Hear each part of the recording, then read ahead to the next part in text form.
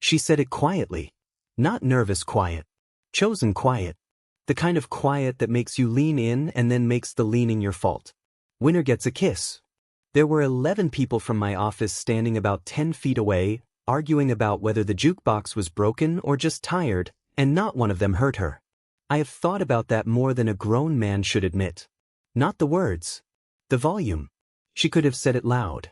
She could have made the whole bar part of it and let everybody watch me squirm. She did not. She handed it to me privately, like a test with exactly one grader. My name is Ethan Cole. I'm 34. I write bids for a commercial mechanical contractor outside Kansas City, which is a long way of saying I tell people what a building is going to cost before anybody puts a shovel in the ground. Chillers, ductwork, boilers, controls. It isn't glamorous. It's arithmetic with consequences. I'm good at it because I don't guess and I never round in my own favor. I was also, at that point in my life, extremely good at not wanting anything out loud. That part matters. Everything that happened after that whisper happened because of it. 14 months earlier, I'd been engaged. Her name was Whitney. We were together 3 years and engaged for 8 months, and she ended it in my kitchen on a Tuesday night while the dishwasher was running, which I think about sometimes. It felt disrespectful to the dishwasher. She wasn't cruel about it. That's the part people never believe. She sat on the counter, the way she always did even though I'd asked her not to, and she said, "Ethan, I don't think you actually want me. I think you agree with me." I asked her what the difference was. She said, "That's the problem." Then she said the sentence I carried around for a year like a rock in my coat pocket. You never ask for anything. You just accommodate. And after a while, being with you feels like living with a very polite ghost. I didn't argue. That was probably her whole point, demonstrated. She left the ring on the counter. I sold it back to the jeweler for about 60% of what I paid, which is its own kind of education, and I told exactly nobody. My mother found out 4 months later from my cousin. That's the kind of man I was. I'd rather absorb a thing quietly than make anyone sit in a room with my disappointment. So I worked. Halloran Mechanical, 41 employees, one gray building off Southwest Boulevard with a parking lot that flooded every spring. I got in early, ate lunch at my desk, went home, watched documentaries about shipwrecks, and told myself that peace and avoidance were the same thing because nobody had corrected me yet. Delaney Ward transferred in from our Wichita branch 8 months before any of this started. She ran scheduling and procurement, which means when a job goes sideways at 6 in the morning, she's the person who makes it unsideways before the foreman finds out. 31. Dark hair she kept in a clip that never survived past 2 in the afternoon. Reading glasses she pushed up onto her head when she was annoyed and then spent 20 minutes looking for. She wore work boots to the office because she was in the field twice a week and had no interest in changing shoes for anyone's comfort. Here's what I noticed about her before I ever noticed anything else. In meetings, she didn't compete for the floor. Most people in that building talked to be seen talking. Delaney would sit there with her pen, let 3 guys say the same wrong thing in 3 different volumes, and then say one sentence at the end that fixed it. And every single time, somebody else repeated her sentence louder and got the credit. She never chased it. I used to watch that and think it was patience. It took me a while to understand it was math. She'd already run the numbers on what arguing would cost her and decided it wasn't worth the interest. The man doing most of the repeating was Trent Baylor. Sales. 40-something, good handshake, terrible listener. One of those men who thinks volume is a form of competence. He called every woman in the building by a nickname he'd invented himself.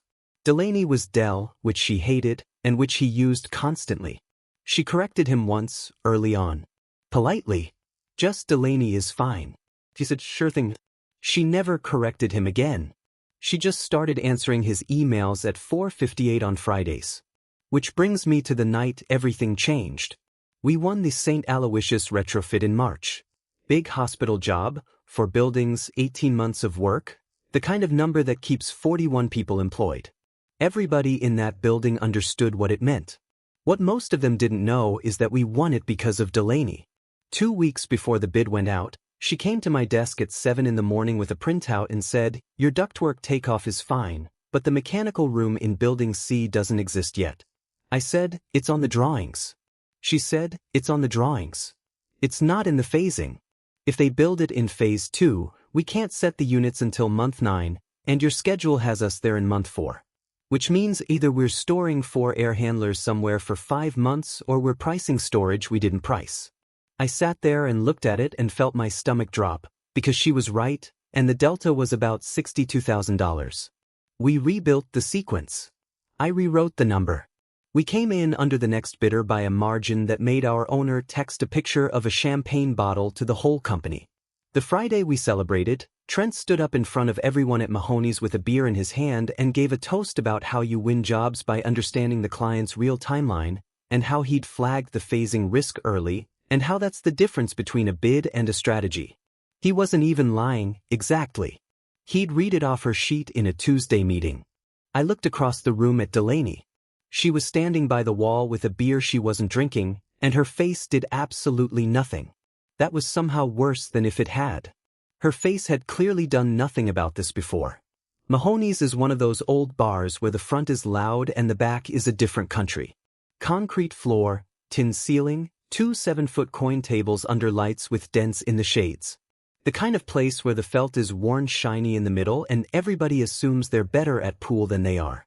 After the toast, Trent decided the group needed a tournament. He grabbed 2 cues off the wall rack, spun one around like a man in a movie, and started assigning teams. Then he got to Delaney, standing by the wall with her boots and her clip and her untouched beer, and he held a cue out to her horizontally, the way you'd hand a toddler a fork. "Come on, Delaware. I'll show you how to hold it." She said, "I'm okay." He turned to the room and grinned. "She's okay, everybody." A couple of people laughed. Not mean laughter. Worse than that. Automatic. The laughter of people who've decided in advance which person in the room is the punchline and don't need a reason anymore. I set my glass down on the ledge. And Delaney turned her head and looked directly at me. Not at Trent. At me. "Play me." The room made a noise. That little collective ooh that adults make when they think they're about to get free entertainment. Trent said, "Oh, this is good. What's the bet?" Delaney didn't answer him. She walked over to the wall, took down a cue, rolled it on the table to check if it was warped, put it back, took down another one, rolled that one, and kept it. She did it in about 9 seconds without looking at anybody. I'd like to say I noticed what that meant. I didn't. Not yet. She came and stood next to me while the others argued about who had quarters, close enough that her shoulder was almost at my arm, and she looked at the table instead of at me and said, "8 ball. Call your shots. Slop doesn't count." I said, "That's a real rule? That's the only rule that's ever mattered." Then she leaned in maybe 2 inches, and she dropped her voice so low I felt it more than heard it. "Winner gets a kiss." I turned my head. She was already looking at the table again, chalking her cue like she was thinking about something else entirely. I said quietly, "You're serious?" She said, "I'm never anything else. Break or rack, your call." That was the first decision I made that night, and I made it badly, which turned out fine. I said, "I'll break." I want to be honest about my ability level here, because this story only works if you understand exactly how far out of my depth I was. I played pool in college in a basement with a warp table and a guy named Doug who cheated. I could make a straight shot. I understood, in theory, that you were supposed to think about where the cue ball ended up afterward. Delaney Ward played pool the way a mechanic listens to an engine. I broke. 2 solids dropped, which felt great for about 4 seconds. I ran 3 balls, got greedy on the 4th, cut it too thin, and left the cue ball sitting in the open like a man standing in the middle of a highway. She stepped up, looked at the table for maybe 3 seconds, and said, 14 corner. Then she ran the rest of them. Not fast. That's what got me. Movies make it look fast. She was slow. She'd shoot, and then before the balls stopped rolling she was already walking to where she needed to stand next, because she'd known where the cue ball was going to stop before she hit it. Every shot set up the next one. She never once had to shoot hard. When she got to the 8, she said, 8, side, and she made it so gently the ball seemed embarrassed to fall in. The back room got quiet in a way that bar back rooms don't usually get. Trent said, "What?" Delaney was already racking. She racked with her fingers spread, tightening the balls into each other, checking the rack from the side like she was leveling a picture frame. We played 4 games. I won 0 of them. In the second game she left me a safety that I still think about, where the cue ball ended up frozen against the rail behind 2 of her stripes, and I stood there for a full minute trying to find a shot that did not exist. In the third game she made a bank across the corner and called it before she shot it, which is a thing I had genuinely believed only happened in advertisements. In the fourth I actually got down to 2 balls, and I was so pleased with myself that I forgot to think, and I hooked myself. Between racks we talked. That's what I remember more than the pool. I said, "Where does a scheduling manager learn to shoot like that?" She said, "Same place anybody learns anything. Somebody made me do it 1,000 times before I was old enough to have an opinion about it." She chalked her cue. "My dad. Is he good?" Her hand paused for about half a second on the chalk. Then she said, "He was the best I ever saw," and moved to the other side of the table. I heard it. I didn't touch it. There are sentences people leave out for you like a step in the dark, and you either take it carefully or you fall through it. Later, when I'd missed something obvious for the 3rd time, she came around the table and stood beside me and pointed with the tip of her cue without touching me. "You're aiming at the ball," she said. "Everybody aims at the ball. Aim at the spot on the ball. It's about the size of a dime. If you can't see the dime, you're not looking, you're hoping." I said, "That's an unpleasant amount of philosophy for a Friday." "It's not philosophy, it's geometry." She almost smiled. "The philosophy is the calling." "Meaning?" "Meaning you have to say the pocket out loud before you shoot." She set her hip against the rail. "Anybody can make a ball. My dad didn't care if you made it. He cared whether you meant to. If you make it and you didn't call it, you get nothing. He'd pick the ball right back out of the pocket and put it on the table." "That seems harsh for a kid." It was completely harsh. She looked at the felt. "It's also the only thing anybody ever taught me that worked in every other part of my life." I remember standing there with a cheap house cue in my hand thinking, this is the most interesting person in this building and everyone in it thinks she's the person who orders the sheet metal. Trent came back around the 4th game, loud, 3 beers in. Okay, Cole's getting embarrassed. "What are we playing for? What's the bet?" "There's gotta be a bet." Delaney chalked her cue. She said, "That's it?" She looked up at him. "It's more than you've got writing." Somebody choked on their drink. Trent laughed too hard, which is what men like that do when they can't tell if they've been insulted, and he wandered back toward the jukebox war. She'd handed me an out and taken it herself in the same breath. Nobody else in that bar ever knew about the whisper. She never used it as a weapon in front of the room, and she never used it as a joke, and I have thought about that more than the game. She won the 4th rack the way she won the first 3. I set my cue on the table and said, "Well, you have some questions to answer." She said, "About what?" "About whether I've just been hustled by my own coworker in front of 11 witnesses." "You weren't hustled. I told you the rules before we started. Hustling is when you lie about what you are." "Then I owe you." And here's where the night stopped being funny. Delaney put the cue back on the rack, took her time about it, and then turned around and folded her arms. "I'm not collecting." I said, "I'm not going to argue you out of a bet you won." She looked at me for a second with an expression I couldn't read at all. Then she said, "Ethan, I watched you tonight. Trent told everyone he found the phasing problem and you looked at the floor. That landed harder than losing 4 racks." I said I was going to say something. "I know you were. That's the sad part." She said it gently. "You're going to spend your whole life about to say something." I didn't have an answer for that. She let me not have one, which is a kindness people underrate. Then she picked up her jacket and said, "So no. I'm not taking a kiss off a bet. If you want to give me one, you're going to have to call it. Call it. Out loud. Before it happens. In a room where somebody might hear you." She pulled her jacket on. "Otherwise it doesn't count, even if it drops." And she said goodnight to the group and left, and I stood in the back of Mahoney's holding a chalk cube I don't remember picking up. Monday, the story was already in the building. Not the real one. The version that had been through 4 people.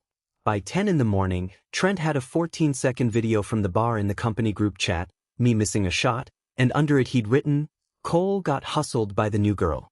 By 11 he'd said, out loud at the coffee machine, to whoever was there, "So what did she bet you, Cole?" And there it was. Not a question. A little door held open for everybody else to walk through. By Wednesday I'd heard 2 people repeat it and add their own hinge to it. That's the thing about a joke like that. It doesn't need a punchline. It just needs a shape, and then everyone gets to fill it in privately and pretend they didn't. Delaney didn't react. She came in, she did her job, she caught a bad delivery date on the Aloysius Steel, she ate lunch at her desk. Same as always. But she stopped leaving her office door open, and I noticed that, and something in me went cold in a way I hadn't felt in years. Wednesday morning production meeting. 12 people around the long table. Gail Ruiz, our operations manager, 30 years in the trade, running through the schedule. Delaney across from me with her glasses pushed up in her hair. We got to the building C phasing, and Trent leaned back in his chair and said, "Careful with those numbers, Cole. They'll hustle those off you too. What's she charging these days?" 2 people laughed. And I want to tell you I felt some noble surge of courage. I didn't. What I felt was tired. 14 months of tired, and 3 years before that of being a polite ghost in my own kitchen, and about 11 seconds of understanding that if I let this one go by, I would be exactly the man Whitney described, forever, and I would deserve it. I put my coffee down. I said she didn't bet anything. The table went quiet. Trent grinned, waiting for the rest of the joke. She played 4 racks for nothing, I said, and she beat me 4 times, and she never once made it about anybody in that room. Which, since we're on the subject, is more than you did on the Toast Friday. The phasing catch was hers. You read it off her sheet in the Tuesday meeting. I was in the room. So was Gail. Trent's face did something complicated. Come on man, it was a joke. I heard it. And here's the thing about the joke. If you were only saying she's better at pool than me, that's true, and I'll say it louder than you will. So say that part again. He didn't say anything. I said, and if the joke was about something else, then finish it. Say the whole thing out loud, in front of everybody, so we can all hear exactly what you meant. That's the sentence. That's the one I'd never been able to make in my entire adult life, and I'd needed a woman I barely knew to tell me that the only shot that counts is the one you call. Trent went red. He said, "That's not, I didn't mean," and then he stopped, because there is no back half to that sentence that a grown man can say at a conference table at 9 in the morning. Gail Ruiz let the silence sit for about 4 seconds. She's very good at that. Then she said, "Trent, my office at 10. Delaney, keep going on the steel." And Delaney kept going on the steel, in the exact same voice she used for everything, and she did not look at me once for the rest of that meeting. She found me after, in the hallway by the plotter. I said, "Before you say anything." She said, "I would have handled it." I know you would have. What? And this is the part 1 got right, out of maybe 4 things I've ever gotten right. I said, "I didn't do it for you. You don't need me. I did it because I've spent my whole life letting rooms decide what's normal and then going home and being annoyed about it. That's not being polite. That's just being late." Delaney looked at me for a long moment. Something in her shoulders came down about half an inch. She said, "Oh, okay." She started to walk away, then stopped. There's a place on Truman Road called Vern's. 9-foot tables, no televisions, terrible lighting. It's the only real room left in this city. Is that an invitation? It's an address, she said. What you do with it is your problem. I went on Tuesday. She was already there. Vern's is a serious room. Concrete, high ceilings, 6 9-foot tables under low lights, an old man behind the counter who did not care about anyone's evening. It smelled like chalk and coffee and floor wax. There were maybe 5 people in there, all playing alone. Delaney was at the back table with a case on the bench beside her. Hard case, black, scuffed at both corners, the kind that's been in the trunk of a car through a lot of weather. I said, "You brought your own." She said, "I brought his." I sat down on the bench without saying anything, because that seemed like the right move, and it turned out to be. She stood there with her hand flat on the case for a while. Then she said, "Cal Ward. My dad. He owned a room in Wichita for 31 years. Ward's Billiards on West Douglas.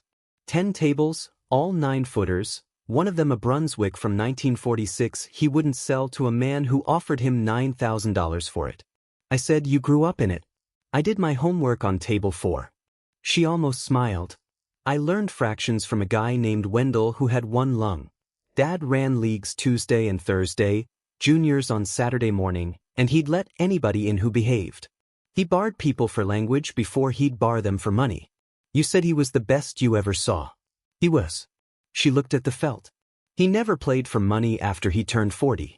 He said the day you play to take something off somebody is the day you stop hearing the table.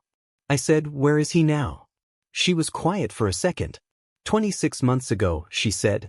So, behind the counter, on a Thursday, with about 40 people in the room. She said it evenly, which took work. 10 people in that hall knew CPR. It didn't matter. I didn't say I'm sorry. Everybody says I'm sorry, and it's fine, and it does nothing. I said, what happened to the room? Her jaw tightened. Best question anybody's asked me about it. She sat down on the bench next to me, elbows on her knees. The building was leased. The lease was in his name. His name stopped existing on a Thursday. She turned the chalk over in her fingers. I ran the books for 11 weeks trying to keep it open. I'm good at numbers, and the numbers were bad, and no number of hours I put in was going to make them different. We sold the tables to a guy from Tulsa. He took the 1946 Brunswick out through the front window on a forklift because it wouldn't fit through the door. Jesus.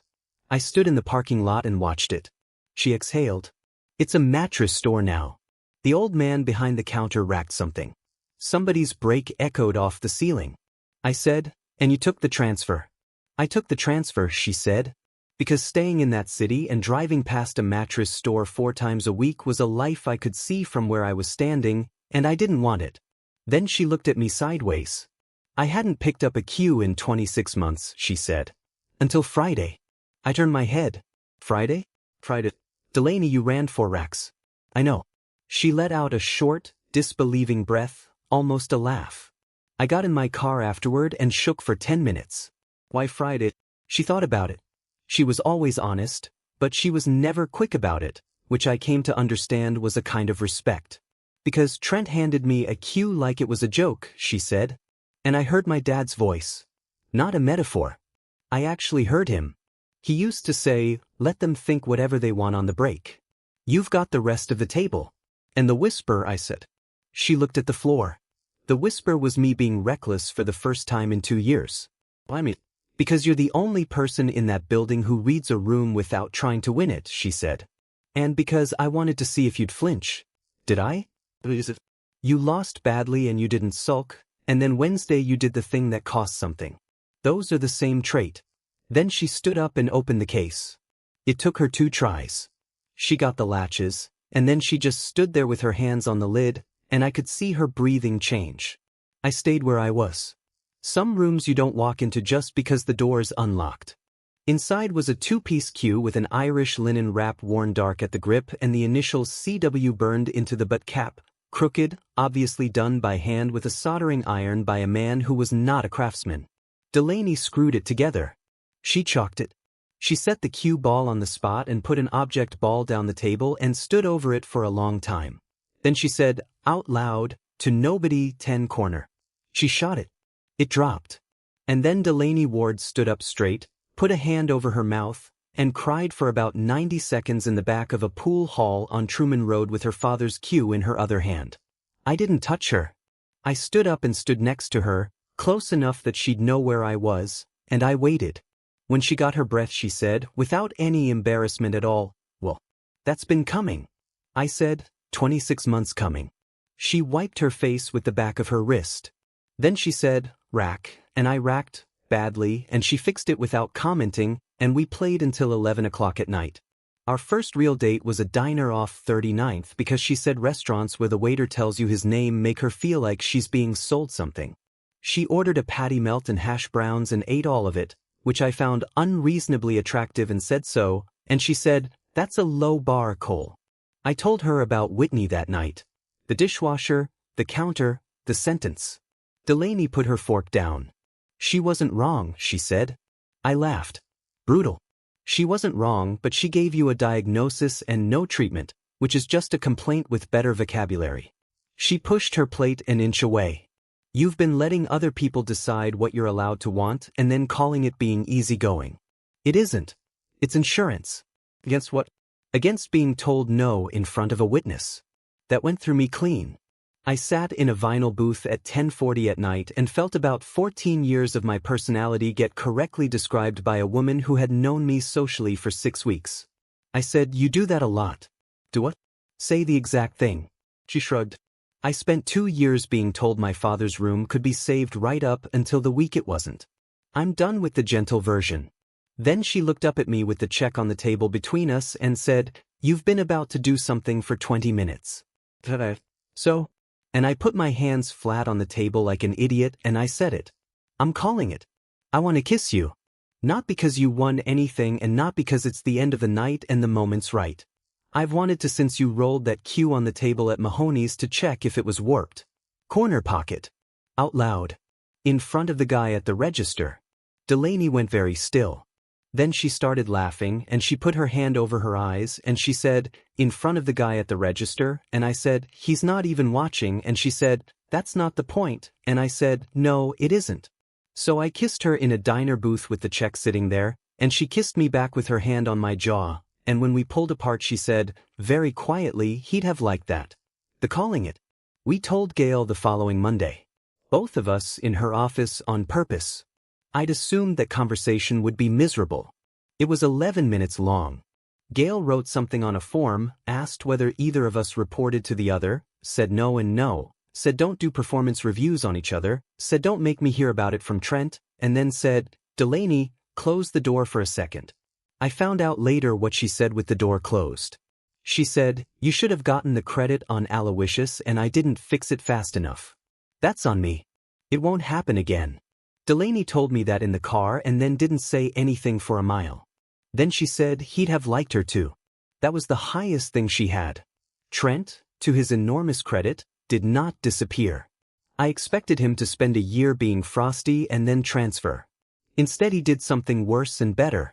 He got quiet, and about 2 weeks after Gail's office, he came and stood at the end of my desk with his hands in his pockets like a kid at a principal's door. He said, "That thing I said in the meeting. That was ugly." He looked at the carpet. "I do that. I make the room laugh and then I go home and don't think about it." I said, "Tell her, not me." He said, "I did. This morning." "What did she say?" He winced. She said, "Thank you." And then she said she wasn't going to pretend she didn't hear it. And then she asked me if I wanted to be on her team for the fall thing. I said, "That sounds exactly right." The fall thing was the Halloran charity tournament. Every October, the company runs a scholarship fundraiser for the VO Tech program that half our field guys came out of. Usually it's golf, which is expensive and takes 8 hours and nobody enjoys. That year, Delaney proposed pool. She proposed it in a meeting, out loud, at the start instead of the end, which I noticed and did not comment on. $50 buy-in, she said. Bar boxes at Mahoney's, 12 tables worth of people, double elimination. And I'll donate an hour of lessons to whoever wants them beforehand, which will help exactly none of you, but it'll be fun. 29 people entered. The owner entered. Gail entered and turned out to be shockingly good, which she'd been hiding for 11 years for no discernible reason except that it amused her. Trent made it to the final. He'd been practicing. You could tell because he wasn't talking. Delaney beat him 4-1, and here's the part one want you to have. After the last ball dropped, she didn't celebrate. She walked around the table, put the cue ball back where it had been 3 shots earlier, and said, "Here. This is where it got away from you. You had the 6, but you hit it hard and left yourself nothing. Hit it soft and you get 2 rails and you're out." And she made him shoot it. In front of everybody. And he made it, and the room clapped, and he laughed, actually laughed, with his hands on his head. That's how you end a thing with somebody you have to keep working with. Not with a speech. With a lesson they didn't ask for and needed. We raised $11,000 that night. Delaney asked that the scholarship line item get a name on it. It reads on the VO Tech website to this day, the Cal Ward Award for a student who fixes things nobody else wants to touch. 6 months in, I met her mother, Roberta, in Wichita, who fed me until I was in physical pain and showed me a photograph of Delaney at 9 years old standing on a milk crate to reach the table. On the way out of town, Delaney drove past West Douglas without saying anything, and then she turned around and drove past it again and pulled into the lot. Mattress store. Big yellow banner. Sale on sale. She sat there with her hands on the wheel. I said, "Do you want to go in?" She said, "Gonna." Then she said he'd have hated the banner more than the mattresses. And then she laughed and cried a little, and then said, "Okay," and drove us home, and that was the last time she needed to do that. A year later we moved in together. Small house in Independence with a second bedroom we didn't need. We bought an 8-foot Brunswick off a man in Blue Springs for $600 because his wife wanted a dining room. It came apart into 3 slates that weighed about 230 pounds each, and 4 of our friends have not fully forgiven us. We recovered it ourselves with green Simonis cloth on a Saturday, badly, and then again on a Sunday, correctly, after Delaney watched me staple a wrinkle into the corner and said, gently, "We are going to take that off now." That's the room where we lived. Not the living room. That one. She taught me for 2 years. I got decent. I will never be good, and she has never once pretended otherwise, which I appreciate more than encouragement. She started shooting again for real. Joined a league at Vern's on Thursdays. Started teaching Saturday juniors, 6 kids, then 11, then 19, with the same rule her father used. Call it or it doesn't count. 19 10-year-olds saying 9, corner, out loud in a concrete room on a Saturday morning is one of the better sounds available in this life. I proposed on a Tuesday in October, 2 years after Mahoney's, at home, on our own table. No restaurant. No crowd. I racked the balls with the rack from Ward's Billiards that Roberta had kept in a closet for 3 years and given to us at Christmas. But I racked them wrong on purpose. 14 balls, and where the 8 goes, dead center, I put the ring. Delaney came in from work still in her boots with her glasses in her hair, saw the table and stopped in the doorway. She said, "Ethan." I said, "I'm calling it." She put her bag down very slowly. And I said the thing I'd been building for 2 years. I said, I spent 33 years letting other people call the shots so I'd never have to be wrong out loud. I let a woman leave me because I couldn't tell her what I wanted, and I let a man take your work in front of a room because I was about to say something. I'm done being about to. I picked the ring up out of the rack. So here it is, out loud, with the lights on. I want you. Not because you won a bet. Not because of a bar or a whisper or 4 racks in a row. Center of the rack, on purpose, called in advance. Delaney Ward, marry me. She stood there with her hand over her mouth for about 6 seconds. Then she said, "You cannot rack 14 balls. That's not a legal rack." I said, "Delaney." I know. She was crying and laughing at the same time. Obviously. And then, with her arms around my neck and her face wet and her glasses falling out of her hair onto the floor, she said the thing I'll keep for the rest of my life. For the record, Cole, I'm still owed one from Mahoney's. I said, "You never collected." She said, "I'm collecting." We got married 11 months later in a park in Wichita with 60 people, and her mother read something, and one of her Saturday juniors, a 14-year-old kid named Marcus who had never worn a tie in his life, handed us the rings. At the reception somebody asked how we got together, the way people always do. Delaney said, "He lost a pool game." And I said, He lost 4 pool games. Both of those are true, and neither of them is the actual answer. The actual answer is that a woman I worked with watched me stare at the floor while somebody else took her credit, and instead of writing me off, she handed me a rule her father gave her on a 9-foot table in Wichita, which is that anybody can get lucky, and luck doesn't count, and the only thing that counts is what you say out loud before it happens. I'd spent my whole adult life making shots I never called. Being agreeable. Absorbing things. Going home. She never asked me to be louder. She asked me to be specific. There's a difference, and it took me 34 years and 4 straight losses at Mahoney's to learn it. So tell me, what would you have done if a coworker challenged you to pool after work, and then leaned in and whispered that the winner gets a kiss, with your whole office standing 10 feet away? Would you have taken the bet, or laughed it off and gone home? And have you ever spent years being easygoing about your own life because saying what you actually wanted felt too dangerous? Tell me your story in the comments. If you like this one, leave a like, subscribe, and I'll see you in the next video.